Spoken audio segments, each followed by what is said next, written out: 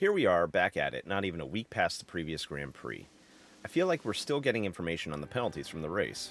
It's only fitting that the British Grand Prix festivities start up the same week as America's independence celebration.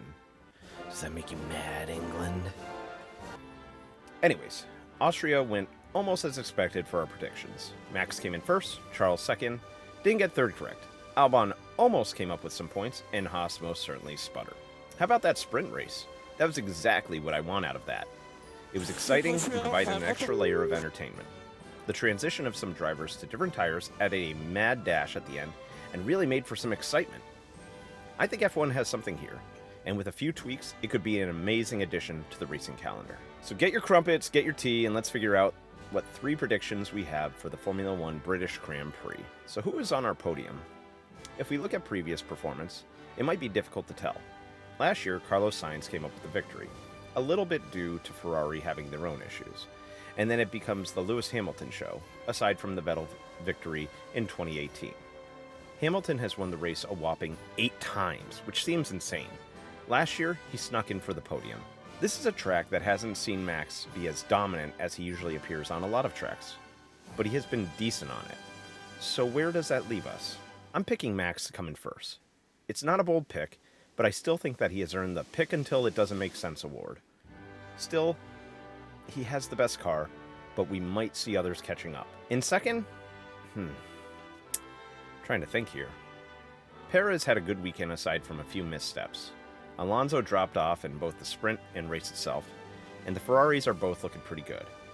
Okay, so let's put Perez in second place, and Carlos Sainz nabs third. Carlos has had really good pace this year, and even though he dropped back due to penalties in Austria, nearly everyone did. This track seems to bring something extra out of Sainz, so I expect him to take third. And Perez seems to have figured out the car and has propelled him forward. I'll see him at second. As for our next prediction, and it's not one that I want to make, because I've slowly become a fan of theirs, but I think Williams will struggle here. Even with the upgrades, I anticipate their drivers to have to do everything to get that car to sniff a point. And I don't think it will.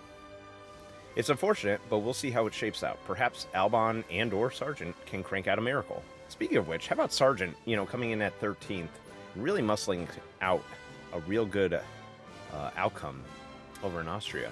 I think that shows that he is growing as a driver. In our final prediction, McLaren will pressure for the podium, but come up short.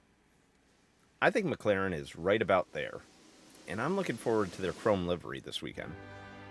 I think we'll be seeing Lando and Oscar competing, and with Lando trying to get in on P3 but just missing.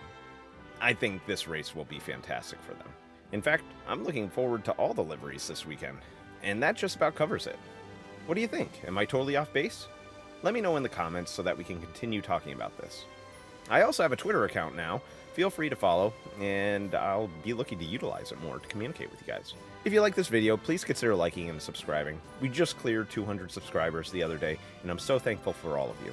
Thank you, and take care.